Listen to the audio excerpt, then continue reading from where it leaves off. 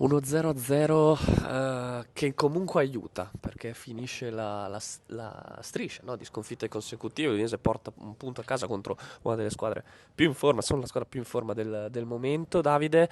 E stata una partita maschia con tanti duelli dove l'importante era se non la vinci, perché non sei riuscito a vincere, soprattutto nel primo tempo, l'importante era non perderla. E questo ha fatto l'Udinese.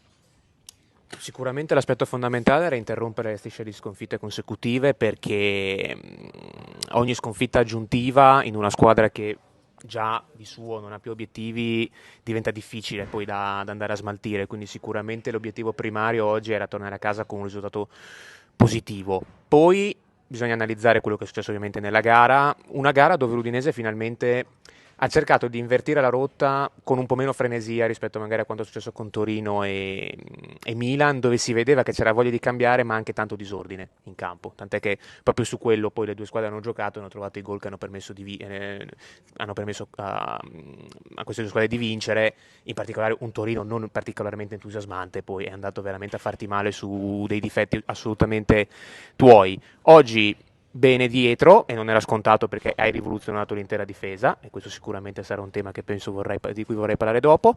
Bene Davis perché con il suo ritorno finalmente abbiamo rivisto un certo ordine nelle ripartenze. Poi chiaro, qualcuno potrebbe dire è un udinese vecchio stile, però quando sei davanti a 5 sconfitte di fila l'importante è riuscire a ritrovare un certo tasso di concentrazione e di serenità. Poi per ritornare a essere l'Udinese che ha fatto tanti punti in fila giocando anche un bel calcio, per quello servirà un po' di tempo.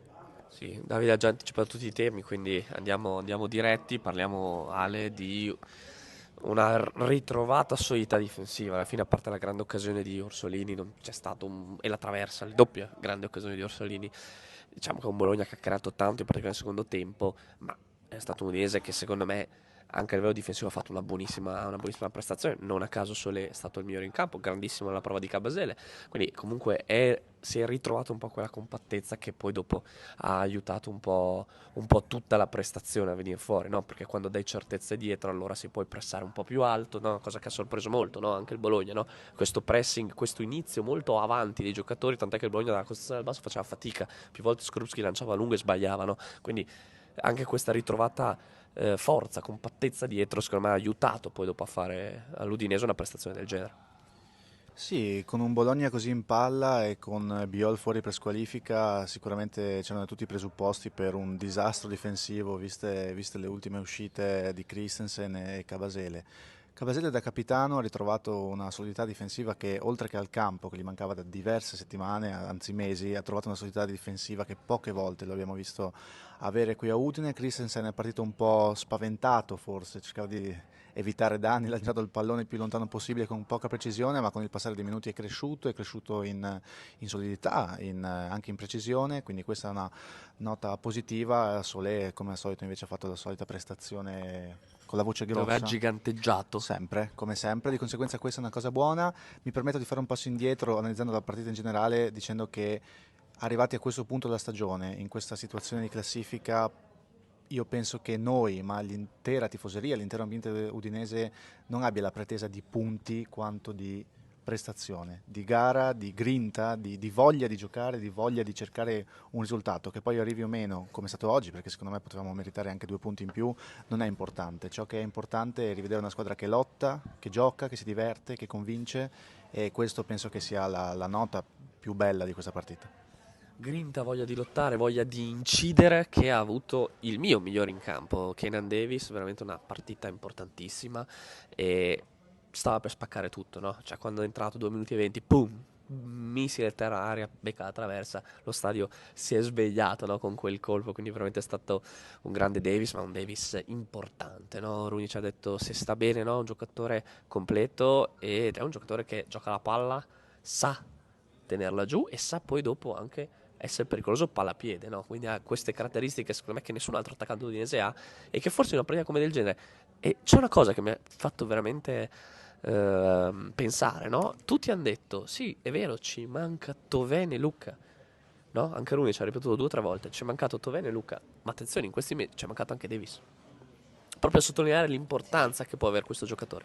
che poi tra l'altro bisogna dire che Bologna non ci porta benissimo, il Bologna non ci porta benissimo perché anche l'anno scorso allo scadere nel finale, forse mi sa proprio, io ho sempre il dubbio tra Davis e Brenner, Davis, tiro, traversa, quindi non ci porta proprio Davis. benissimo, era proprio Davis mi sa, vedi, ecco. A Bologna. Non gli porta bene il Bologna a Keenan, perché oggi veramente aveva una voglia matta di segnare, ma ci ha provato in tutti i modi, ma non gli è riuscito, perché oltre a quello gli ha detto no anche Skorupski con un grande riflesso su un'incornata. Sì, è vero, ci è mancato, però sai, purtroppo il suo storico è quello.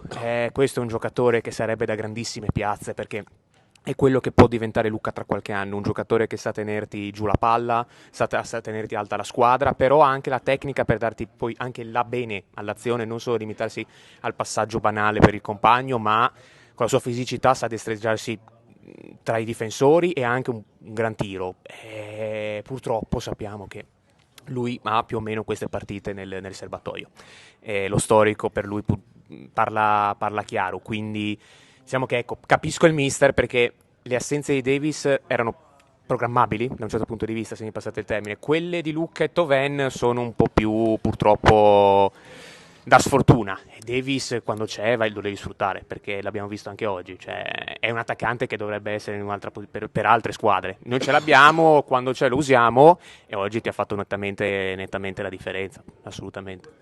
Vi dico invece il mio migliore in campo, è innegabile la grande prestazione di Davis che secondo me per caratteristiche nonostante i tanti centimetri è un po', può fare a metà tra Lucca e Toven, perché è stato capace di concludere come fa Lucca, ma è stato anche capace di fare gioco per gli altri, quindi abbiamo trovato in lui e nel suo ritorno, sperando che duri, un attaccante veramente completo, che è forse quello che manca a Lucca in queste ultime fasi.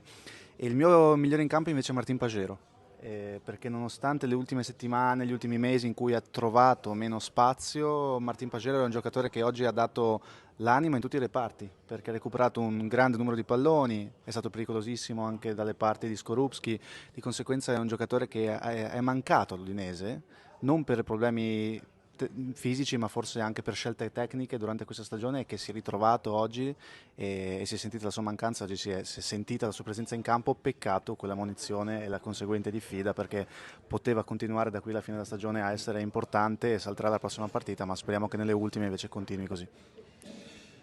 Sì, diciamo che in conclusione ha settato l'obiettivo, cerchiamo di non perdere più in queste ultime 4 partite, sperando che non si giochi di nuovo di lunedì o venerdì, perché anche oggi c'è stato poi dopo no. Beh, abbiamo già un bellissimo mezzogiorno e mezza programmato. Che però è già un passo avanti rispetto Sì, al venerdì sì, e il lunedì. per carità. Forse si gioca in casa, almeno quello, perché se fosse stato in trasferta, ecco, era ancora peggio, però no, è chiaro che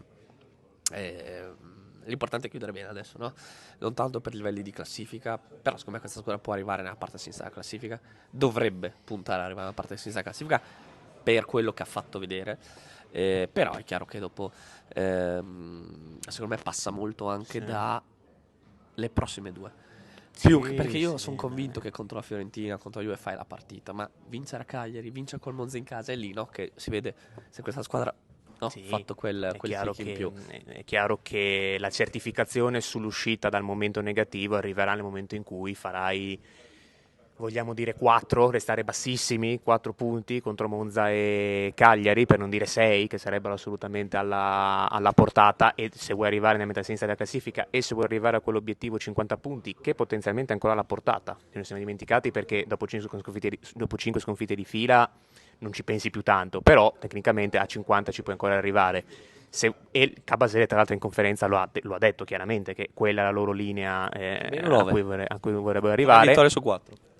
Ti servirebbe sicuramente battere Cagliari e Monza, quindi dobbiamo andare contro queste due squadre con l'idea di vincerla. Detto questo, dal Bologna G Stadium oggi è tutto.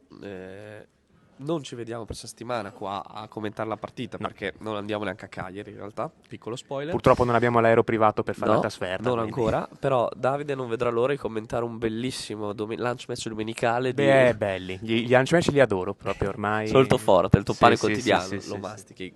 Un saluto. Ciao.